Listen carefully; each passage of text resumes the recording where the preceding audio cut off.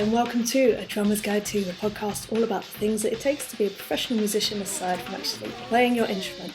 My name is Emily Dolan Davis. I have been drumming since 1999, professionally since 2008, and helping others to do the same since 2018, and that is why we're here today. Welcome, welcome, welcome. I was really sick last week, and I don't really get vomitor sick, and I don't get sick like that, so it's really thrown me off for the last week. I'm like, whoa, luckily I was a week ahead on my episodes, so I didn't miss one. However, now I feel like I'm a week behind, so I'm like, oh, I was so proud of myself for so many weeks that I was ahead, but here we are. I'm still not missing one, so I'm happy with that. But anyway, how are you? I hope you've been having a nice week. Today, I would like to address a difficult topic, for me at least, and I think for a lot of musicians, and it's about money, essentially. Money and guilt that surrounds charging, like knowing how to approach a conversation, what to say, what it means. Like money, I don't know what it is about money and creatives, but in my experience, we struggle a lot. I firmly put myself in that camp. I struggle. I was going to say struggled, but no, I still do. I still find it a very difficult conversation, but I thought that I would speak about it. Although I may not have all the answers, as I often don't, I will tell you about some of the experiences that I've had, and hopefully that can help you on your way with, actually charging, not doing everything for free. Although I do find benefit in doing some things for free, obviously at the end of the day, you have to start charging. This is your career. So I've written copious notes on this to make sure that I cover everything that I want to cover today. So if I'm looking like this, then it's because I'm reading my notes. But anyway, I thought I'd start out just by telling you a bit about my relationship with money when it comes to drumming and music and creativity. I thought I'd just give you a little bit of background on where I'm coming from when it comes to that, what I was brought up with to believe, and therefore, it all permeates into our own relationship with money. And I think it is worth kind of just looking back and questioning things that you may believe in inherently within yourself, that you were just told by someone one day and decided to go, yep, that's my belief. But, many years down the line, you might be like, oh, hold on a second. Let me actually examine that. Is that accurate? So one of the most sort of prominent things that I was brought up to believe was, do what you love and the money will come. That was what I was sort of brought up to believe. I think there's a lot of virtue in that. I choose to believe that there's a lot of virtue in that. And it was, it was just more about finding what you love. Don't worry too much about trying to just earn money for the sake of earning money. If you can find something that you love first, and really put your time and energy into that, then you can make a living from it. And that was coming from my parents. My dad is a creative as well. In fact, so is my mum, but she didn't make a career out of her creativity. Not yet, at least. Knowing her, she'll probably suddenly do so. She's fantastic. She does so many different things. She's the busiest person I know. And she is, I won't say her age, but she's an older lady. And if she's listening to this, she's going to hate that I've said that. But she's got a young, very young spirit. She runs around like crazy. Anyway, so my dad is a creative. That is how he's earned his living. And he very much brought up me and my sister to, believe the same. At the time that he was saying that to us, he was still on his journey trying to, he was earning a living, but not, it was enough to put food on the table. And my mum had a job as well, and she had what you would call, well, let's just say a non-creative job. She was doing really good stuff, like angelic stuff, and getting paid for it. So so she was kind of the main breadwinner. And anyway, I don't know why I'm going down this tangent. Basically, we were brought up to believe, do what you love and the money will come. So that was very much my ethos when I started drumming, when I started, realizing I wanted to do this professionally. and then when I started to actually work as a drummer. Some other things that I had coming into the equation as I started like getting out there gigging, and playing, I was doing a lot of work for free. But again, if you have this belief of like just do what you love and the money will come, I kind of had this blind faith that even if I do these things for free, I kind of thought, right, well, this is going to lead to this opportunity potentially. These people are involved, so it's more exposure. And I know it's terrible, sort of like that word exposure is so loaded these days. It 100% is. People take advantage of that, that may have money to pay people, but they choose not to. And I recognize that. But for me, at that time, I was able to do things for free or for very little money for the opportunity to expand my network or expand my knowledge or just experience generally. So I would take those things on. And again, because I had this mentality, I think it worked in my favor. I think it worked to my detriment sometimes as well. Definitely not a 100% hit rate for sure. And I don't think anything is. Let me just point that out as well.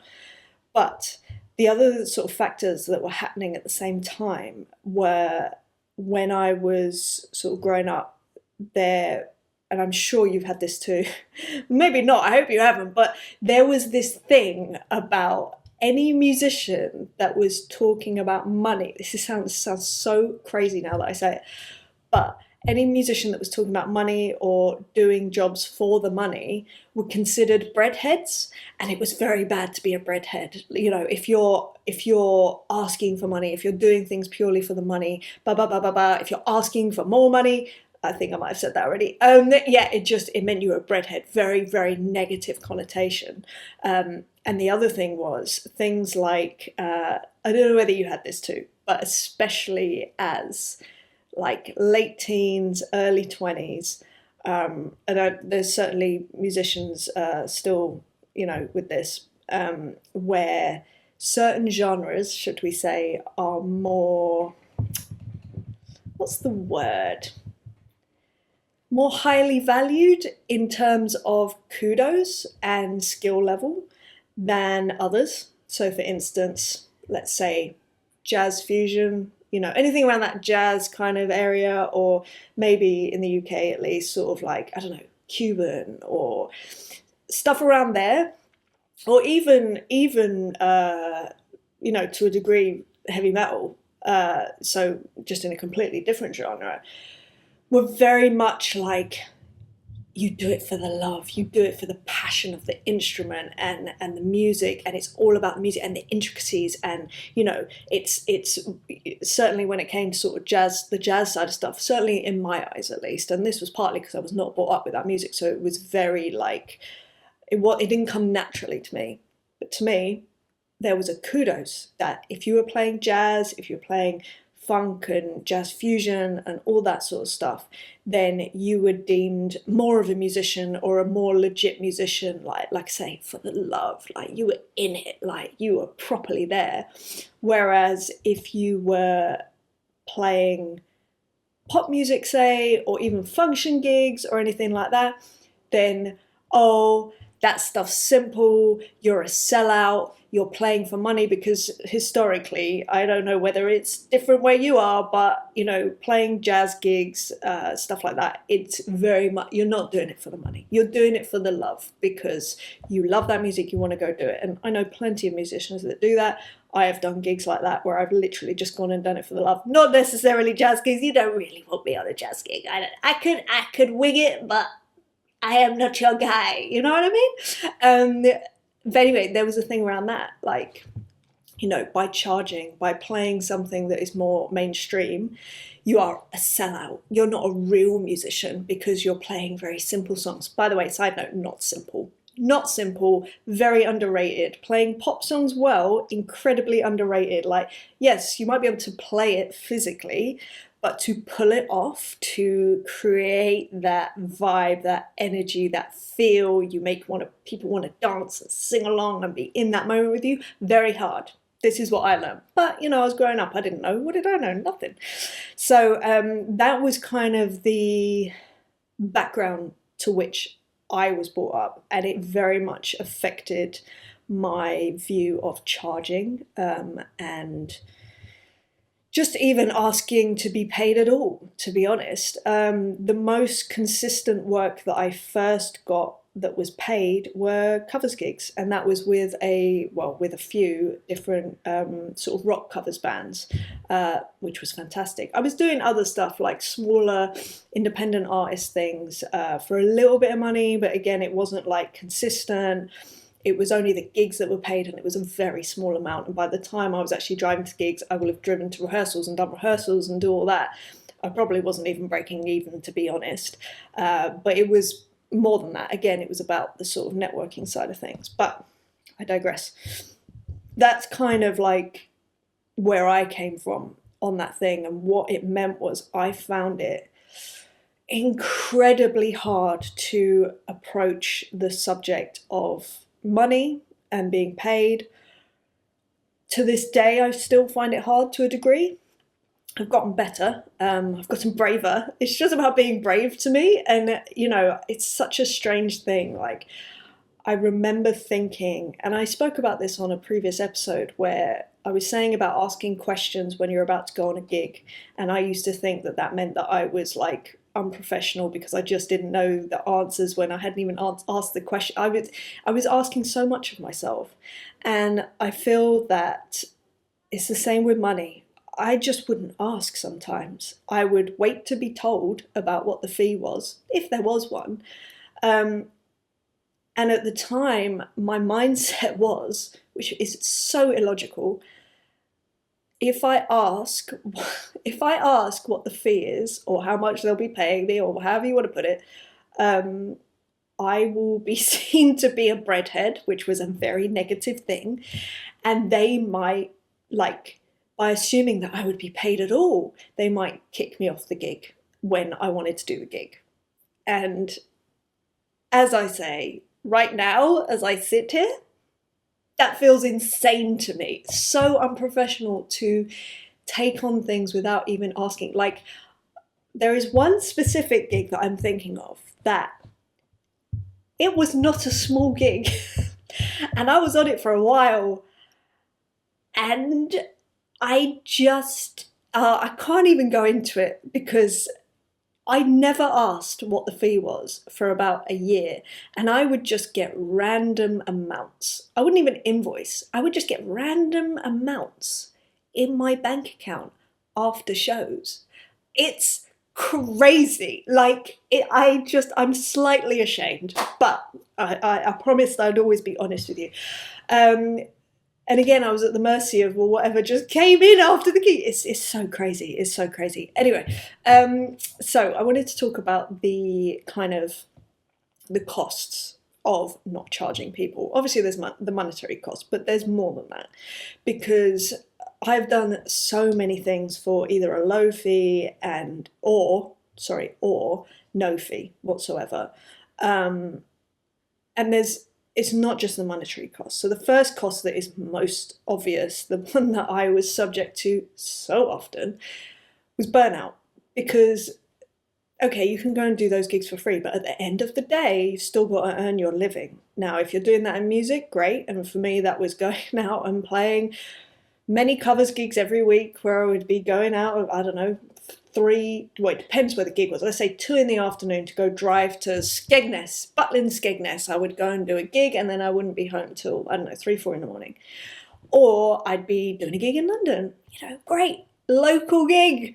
No, so the set wouldn't even start till midnight. So again, like maybe I'd have a gig earlier on in that evening and then go out and do that later gig. Again, wouldn't be home till like 4. Maybe I'd be up the next morning and doing rehearsals, like, for free.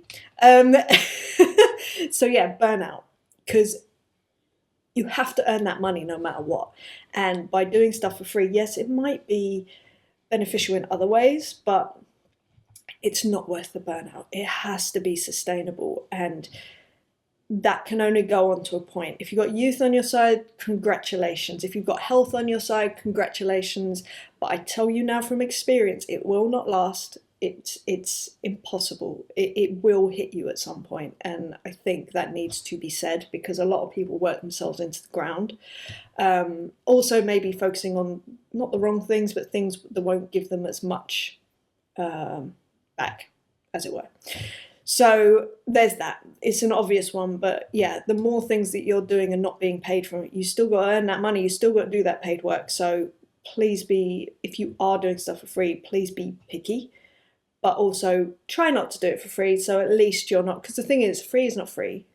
You're still spending money on, if you're a drummer, petrol to, or whatever, to get to a gig with your gear.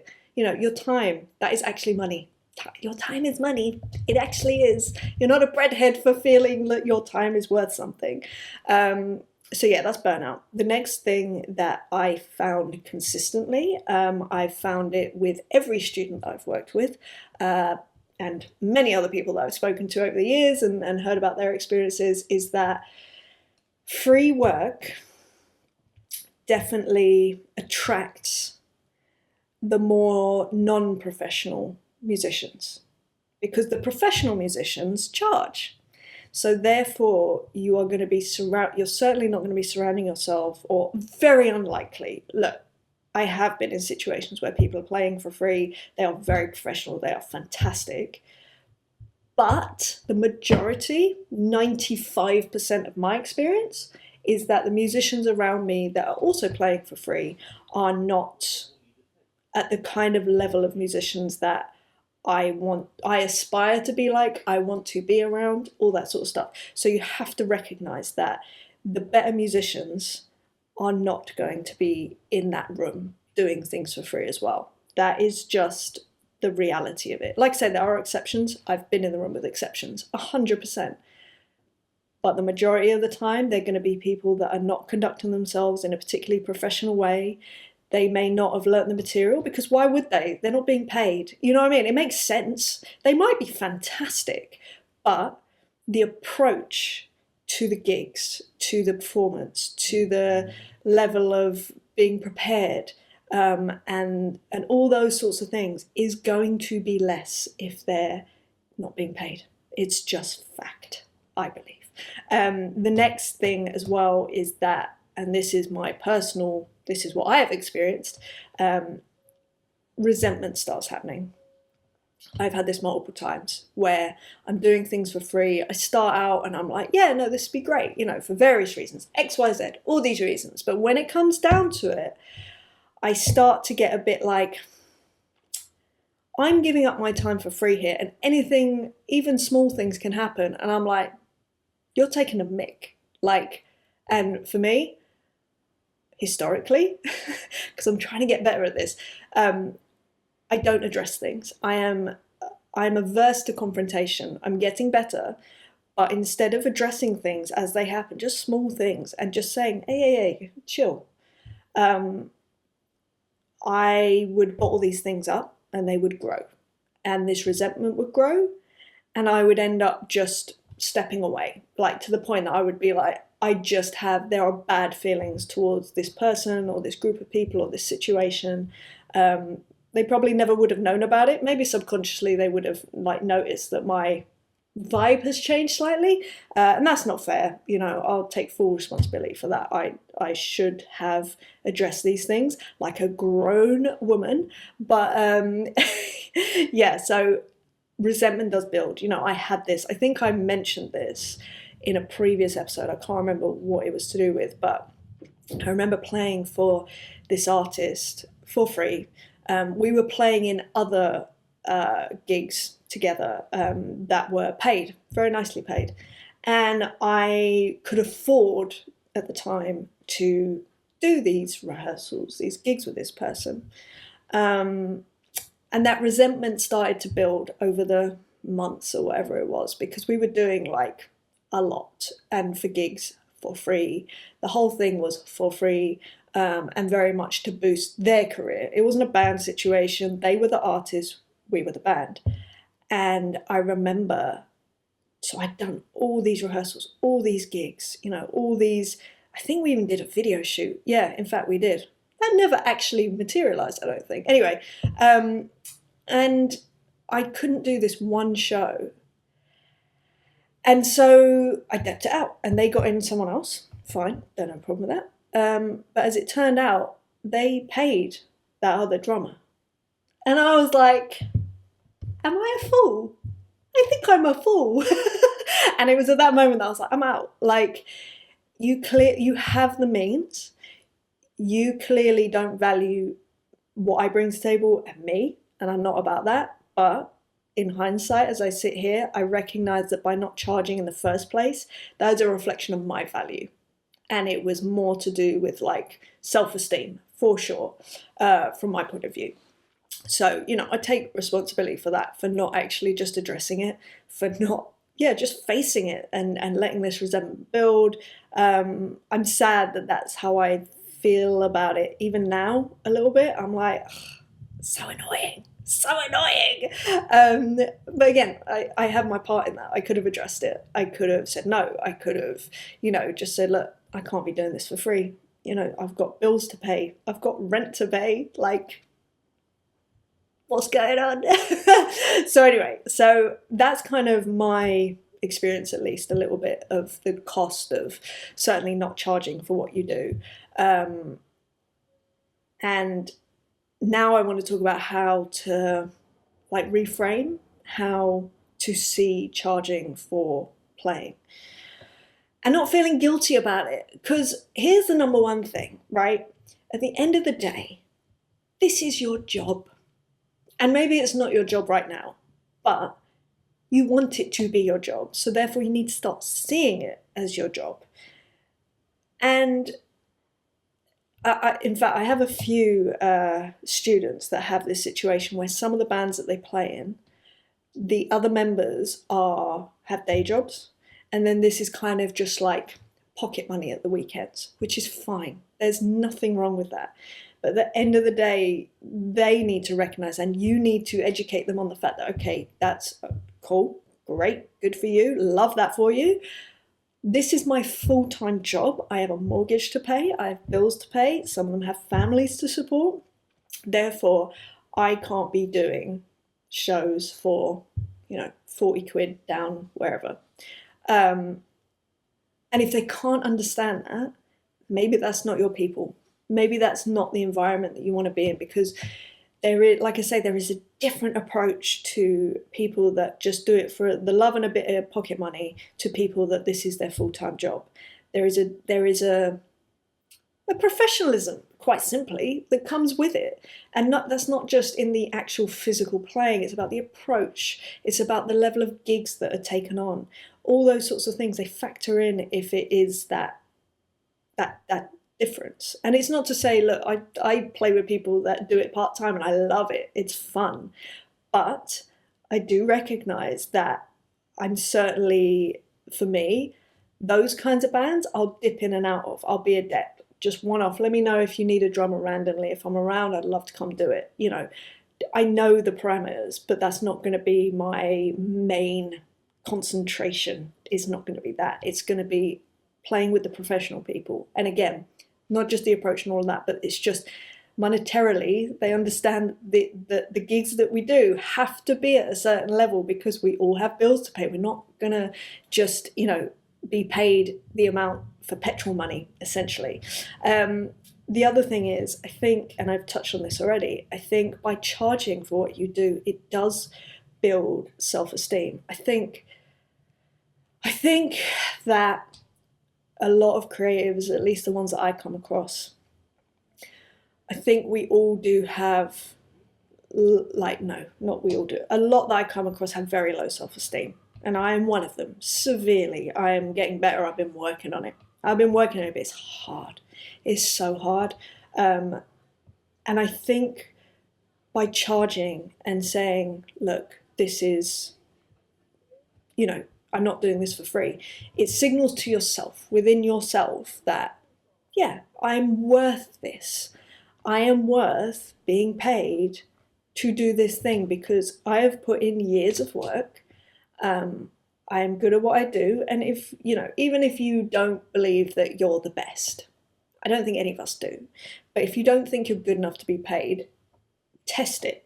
because it may be that you're just telling yourself that. Just test it. What's the worst that can happen? They can say no. All right, fine. And I'll come on to that in a minute because there are ways around that.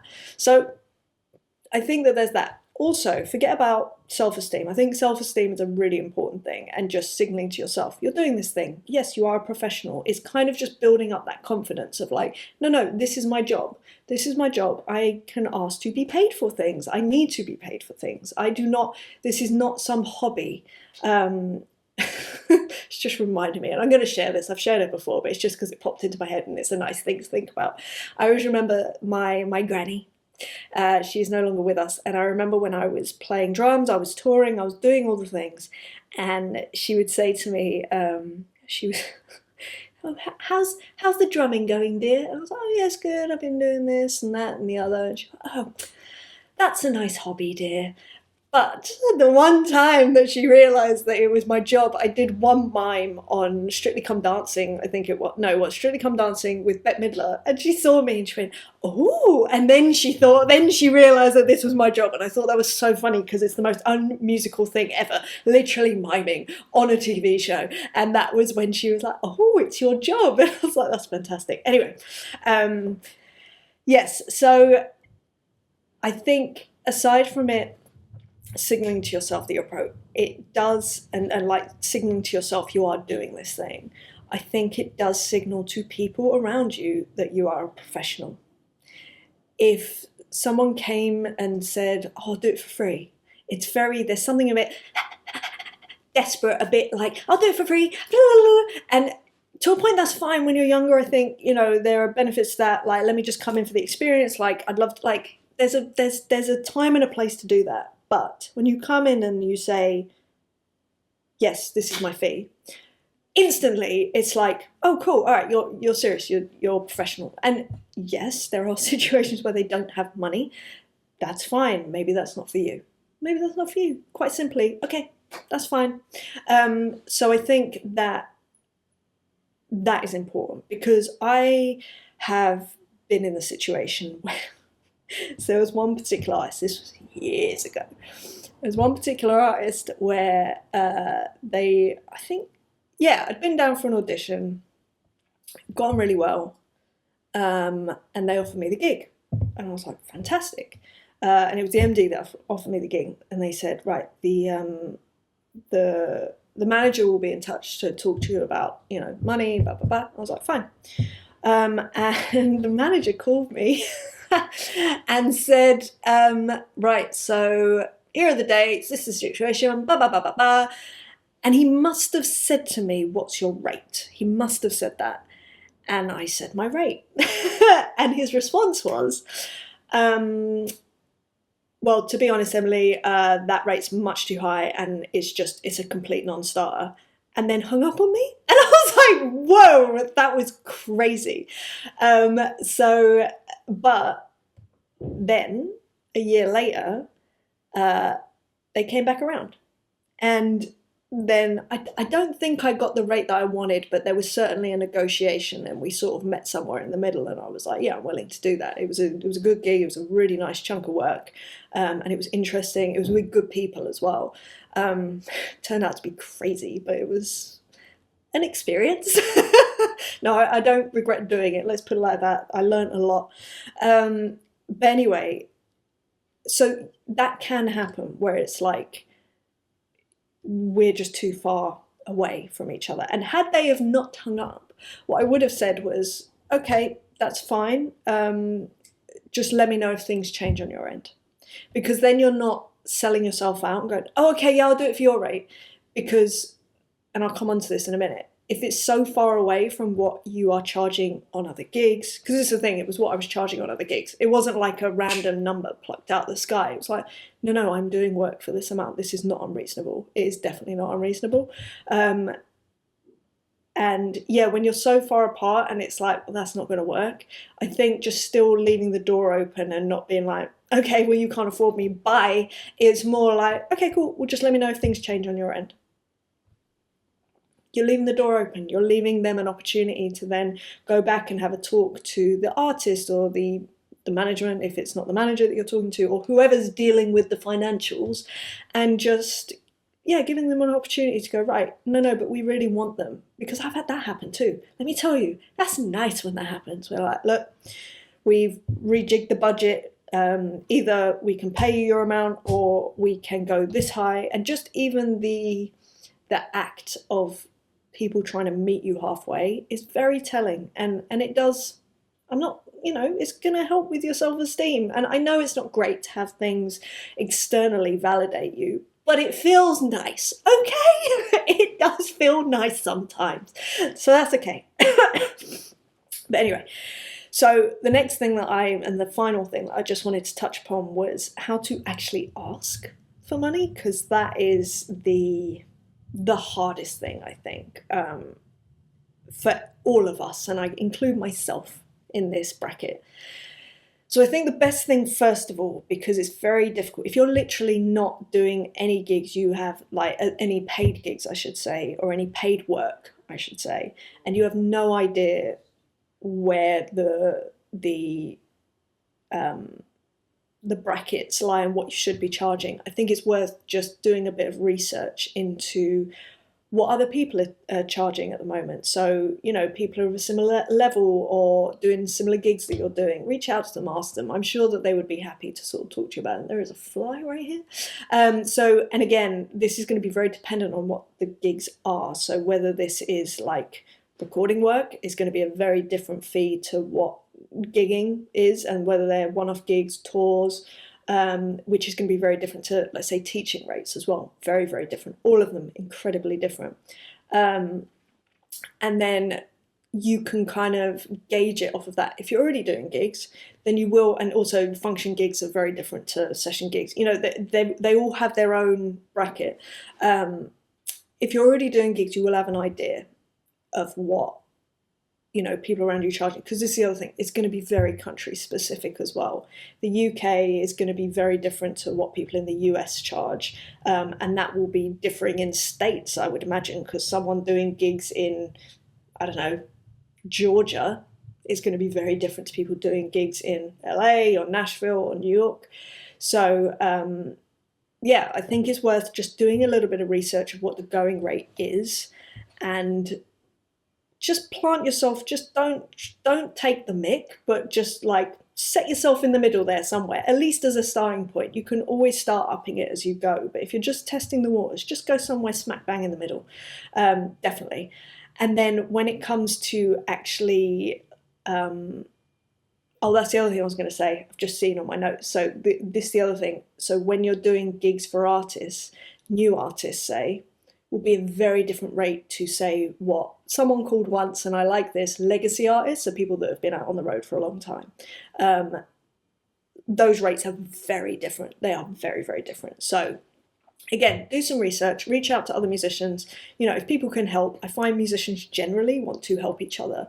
Drummers especially.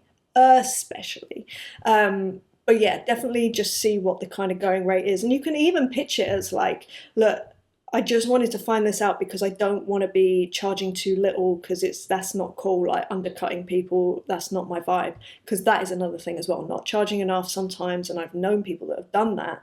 It can be seen as a little bit snaky and just like, oh, you're just trying to get all the work. And it leaves a bit of an aftertaste in people's mouths. There's one particular person I'm thinking about, and it's such a shame because they're fantastic, and it's just like, dude, come on, what are we doing? But anyway, so in terms of actually talking about fees, the way that I have found is to be very, like, the best way I found is just being very direct and saying, my fee is X amount. And you can elaborate on that in terms of like letting them know a breakdown. But I do find that keeping it very simple is probably best. If you want to, okay, let's go through some scenarios. Let's say it's a touring gig, right? It's a tour.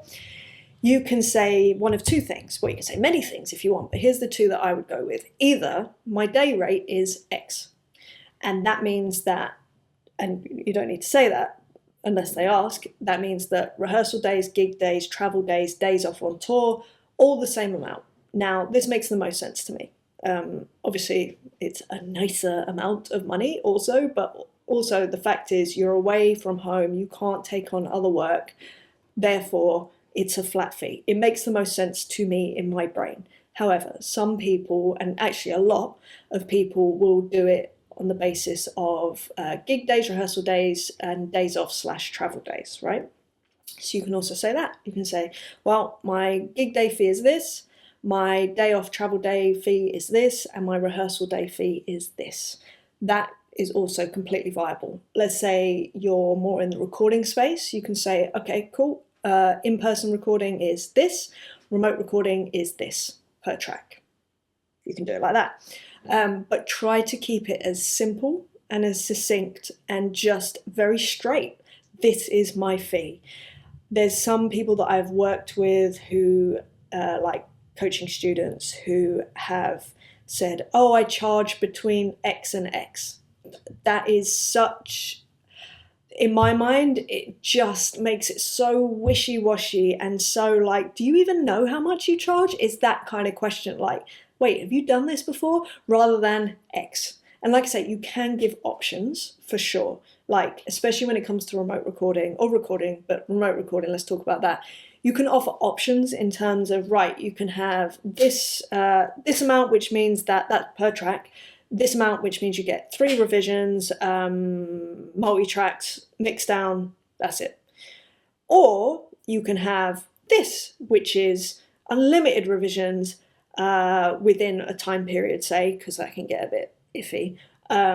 And yeah, it's X amount sort of thing. Same thing, multi-track, stereo mix down. And you can tailor that however you want. If you want a video of me recording, that's this amount, whatever. Tailor it to whatever your instrument is and what you're trying to offer. So that is good. But I think just being very direct, X amount, not a range, just X amount for this. Just be very, very straight. And then the next thing, and let's talk about, same with teaching. X amount per hour, X amount for a half hour, yeah, that sort of thing. And again, that can be remote or in person, so it depends on what the situation is. The next part is the hardest part, and this is obviously very important when it comes to phone call or Zoom call meetings. After you say what you charge, you need to be quiet.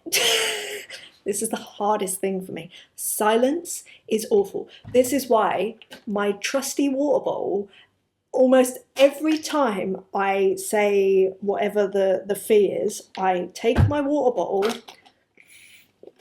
and I take a drink. Take a breath, and by then they will have spoken, hopefully. If not, it just reminds me to not say anything, because as soon as you start saying something, it's kind of undermining what you said. It makes it sound a little unsure. So please just embrace the awkwardness of the silence. It's a pain. It's a real pain, but there we go. And then just see what they come back with. Because this is the other thing, like, to a point, let's say you say X amount, they say another amount, and they're fairly fair apart. Then you need to ask the question of, well, you can do one of two things. You can do one of many things, as always, but the two things that I would do, if the rate is so low that it's like there's no way that we can find common ground, well, I will say something like, I'm really sorry, but I can't afford to do it for that fee. Let me know if anything changes on your end. Or not even that. I think just the first bit, I'm so sorry, but I can't afford to do it for that fee.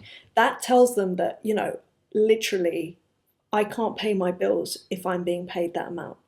And they can come back and say, well, I'm really sorry, I can't do anything about that. And then you can say, well, let me know if anything changes.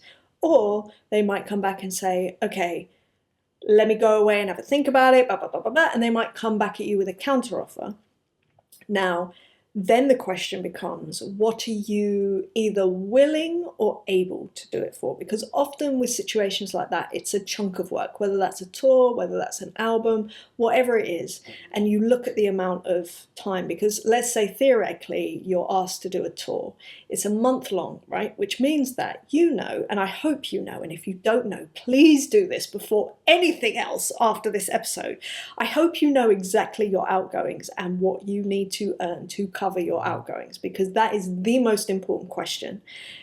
If your fee does not, in that month of touring, if by the end of that tour you don't walk away with the amount that you need to earn to cover your costs at home, plus taxes, obviously, if you come away with exactly that amount,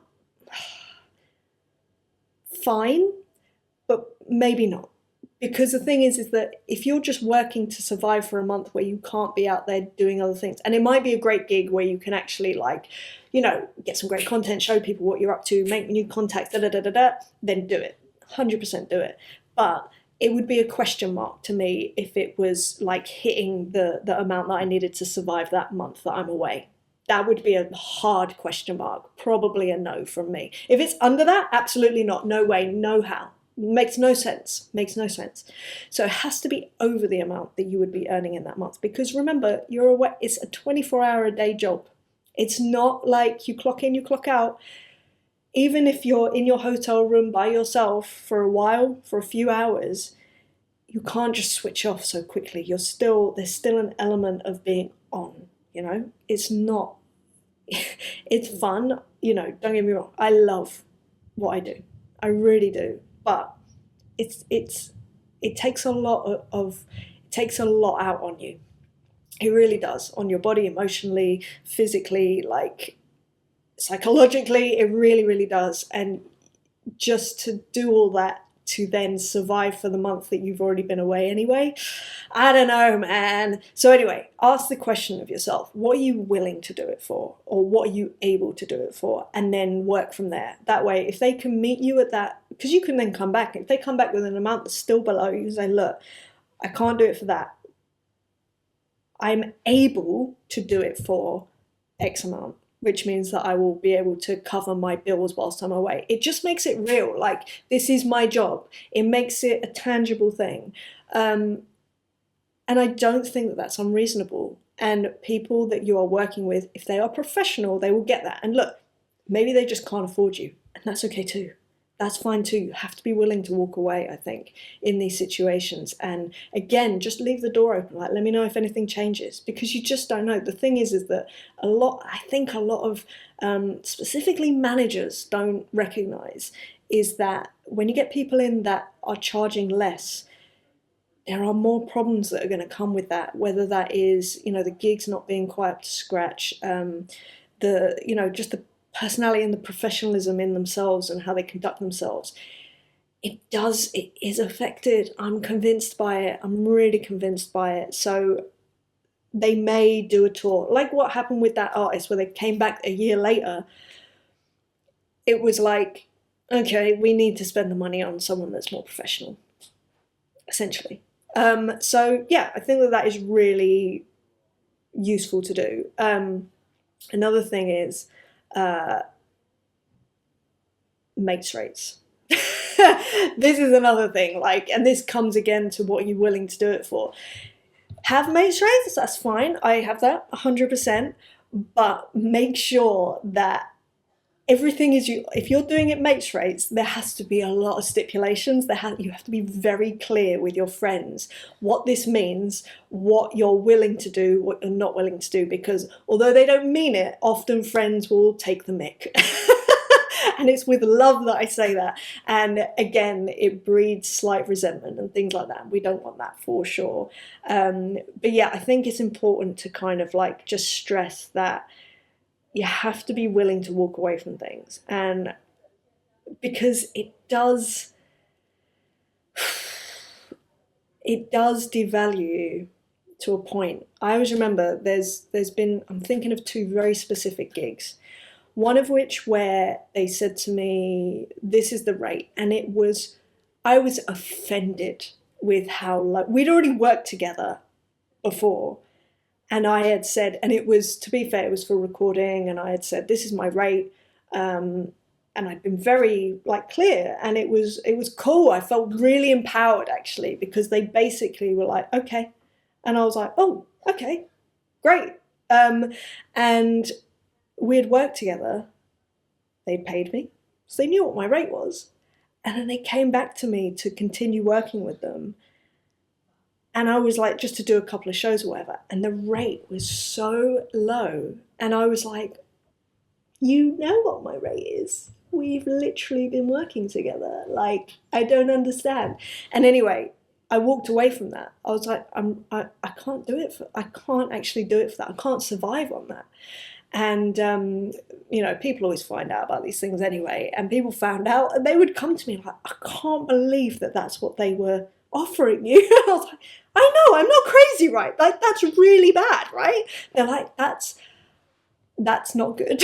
And I was like, okay, cool. I felt vindicated in my walking away from that situation, because I felt quite crazy at the time. I was like, wait, I'm so confused.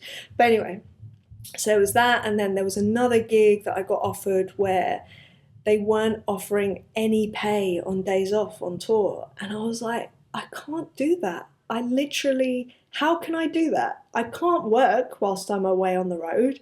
So you can't just not pay people for days off on the road. That makes no sense. It makes no sense. I can't physically work. So I'm at your behest. It's very strange. But these things are important to kind of be made known. Not sure either of those make sense.